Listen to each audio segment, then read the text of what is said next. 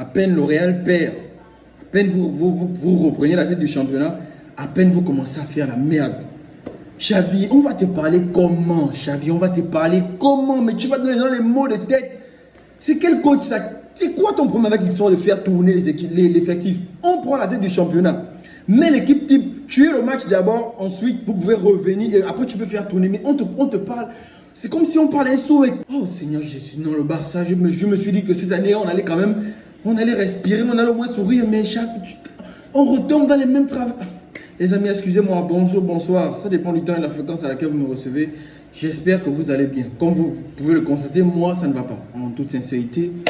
Le Barça a accroché aujourd'hui 2 buts partout face à Mallorca.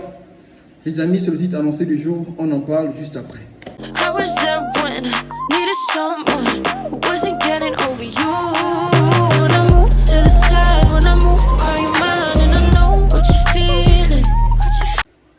Bon les gars, excusez-moi, je me suis un peu emporté tout à l'heure, mais comme vous voyez, franchement, moi, il y a des trucs que j'arrive pas à digérer, franchement. Ce match, on n'était pas censé le perdre. Ce match, on n'était pas censé le perdre. Déjà, premièrement, les choix de Xavi n'ont pas été bons. Alors là, pas du tout. Le fait de ne pas mettre Lewandowski titulaire, bien que moi, depuis la saison dernière, je critique Lewandowski, mais clairement, cette saison, tu ne peux pas d'abord mettre un match dans lequel nous, on veut d'abord accumuler et prendre la licence avec le Real de Madrid.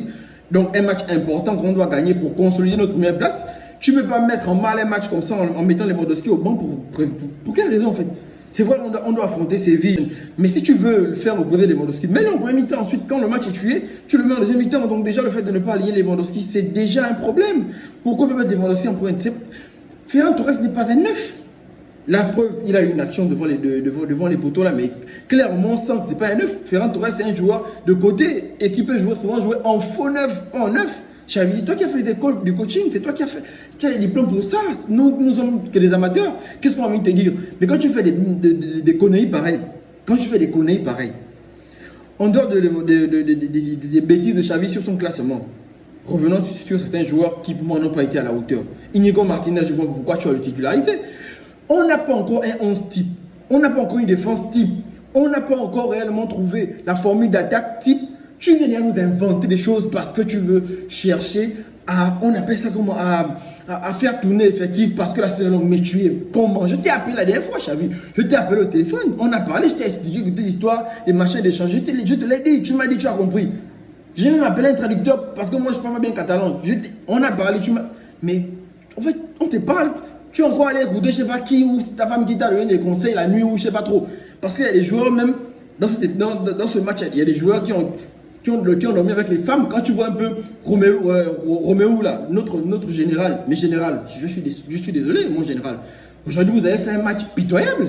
Défensivement, c'est-à-dire que c'était. Non seulement il ralentissait le jeu, pire même que Busquets. Busquets, au moins, il ralentissait le jeu, mais il accélérait le jeu avec une passe. Toi, tu nous as fait n'importe quoi. Romero a fait un match catastrophique. Je ne parle pas d'Inigo Martinez, qui lui, son match, sa première mi-temps était vraiment désastreuse. Il a essayé de se rattraper sur certains coups en deuxième mi-temps, mais c'était un match, c'était vraiment. Non, je ne sais même pas en fait. Donc, vous, d'abord, premièrement, vous prenez un but de Ter Stegen. C'est-à-dire que non, Ter Stegen, toi, je ne comprends même pas ton problème en fait. C'est-à-dire qu'il y a des joueurs souvent. Oh putain, Ter Stegen. C'est quelle passe ça? C'est quel excès de confiance?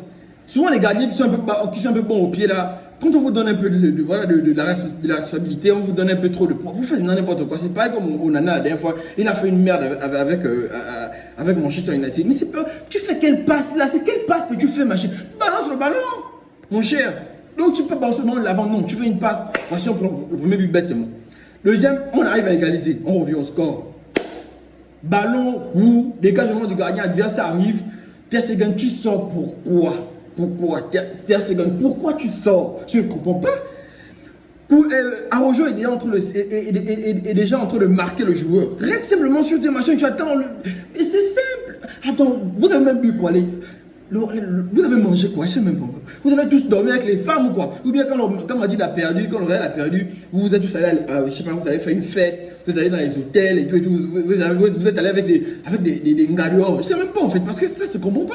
Soit vous avez dormi tous avec des femmes, parce que franchement la défense du Barça aujourd'hui a été éclatée. Même Koundé, même Araujo. Araujo réellement il n'a pas fait un match excellent. Il y a vraiment certaines erreurs qu'il a commises. Parce que même quand il vient s'embourber avec Sersegan, il aurait pu rester sur ses appuis. Donc tout ça, la défense éclatée. D'abord, premièrement, le coaching éclaté en première mi-temps, c'était vraiment n'importe quoi. Donc on prend un but, on égalise, on se dit que bon voilà, tout va aller mieux. On prend un deuxième but, on revient en deuxième mi-temps. C'est vrai, il y a eu pénalty. Peut-être, pour moi personnellement, si j'étais à la place de l'arbitre, j'allais siffler le pénalty. C'est vrai. Mais, au-delà de ça, après le pénalty, on a marqué le deuxième but. Mais on a marqué le deuxième but à la 75e minute. Donc, de la 75e minute jusqu'à la fin du temps réglementaire et additionnel, on aurait pu marquer le deuxième but. Mais vous ralentissez le jeu comme si en fait vous vous contentez même du match nul. Je ne comprends pas en fait cette équipe-là. Je ne comprends pas. C'est quoi ce manque d'ambition-là? Xavi, mais tu vas me donner les mots de tête, mon cher. C'est quoi ton problème? Le coach, il a. Je sais pas en fait. Il fume quoi même, Xavi, là, en fait? Non. En tout cas, les amis, excusez-moi, je suis un peu allé dans tous les sens parce que franchement, il y a des trucs qui m'énervent. On était déjà au moins content. On se dit que bon, voilà, on va essayer de profiter de l'avance. Bon, ok. Voici vendredi ou samedi, là, on a le match contre Villarreal. Et maintenant, si on ne gagne pas, on prend. Parce que demain, le Real va jouer. Ils vont encore reprendre la tête du championnat. Et quand ils reprennent la tête du championnat, vous pensez qu'ils vont laisser le championnat encore bad? Ils vous ont laissé la place, on n'a pas su profiter, mais bah, quand ils vont reprendre les choses en main, ils vont continuer sur cette lancée. Donc vous-même, vous savez que le championnat se joue dans la première partie de saison. C'est là où on essaie de creuser l'écart, c'est là où on essaie de faire les choses. Parce que dans le sprint final, toutes les équipes deviennent compliquées à battre. Même les derniers du championnat peuvent battre les premiers. Pourquoi? Parce qu'ils sont maintenant en train de jouer leur survie. Mais quand on est encore au début du championnat comme ça et que Xavi, tu viens nous faire tes histoires de coups de maître de magie, mais c'est de la merde en fait.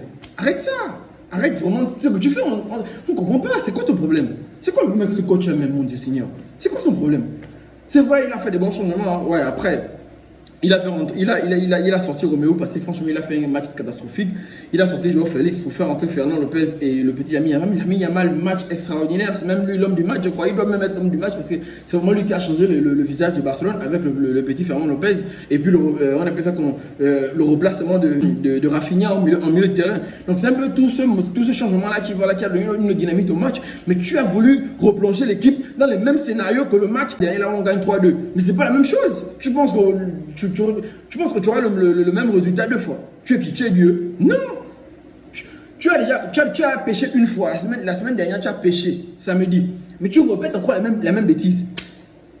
Mais en fait, on ne comprend pas en fait. C'est quoi? On ne comprend pas. C'est pas ce qu'ils te font en fait. Il va falloir qu'on perde d'abord 4-0 un peu mi-temps pour que tu comprennes en fait que arrête avec tes histoires on appelle ça comment, de changer l'équipe là, de faire tourner. Tu fais tourner quoi? On n'a pas encore pris d'avance, Xavi. Tu fais tourner quoi? Oh, c'est pas possible.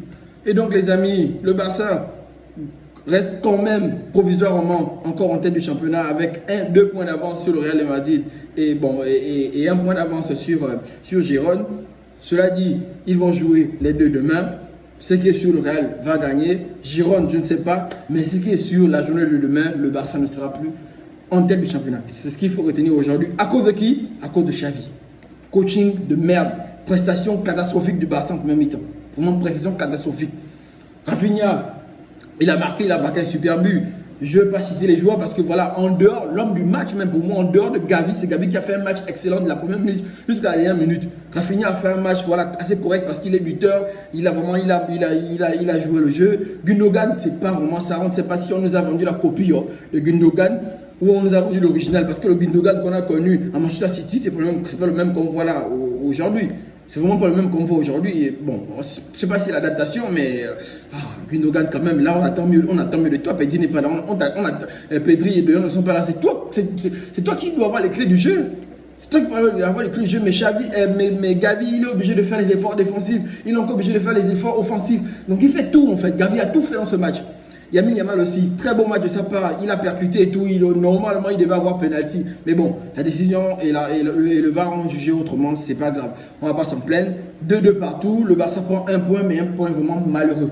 Donc en bref, c'est un peu ce qui avait arrêté dans cette vidéo les amis. Je ne vais pas parler trop long parce que je transpire. Xavi me donne des mots de tête en fait. Je savais que ce gars-là, franchement cette saison, non, il va me donner des mots de tête. Bref les amis, on se dit à très bientôt pour une prochaine vidéo. Prenez soin de vous parce que franchement là, je ne suis pas dans mon assiette.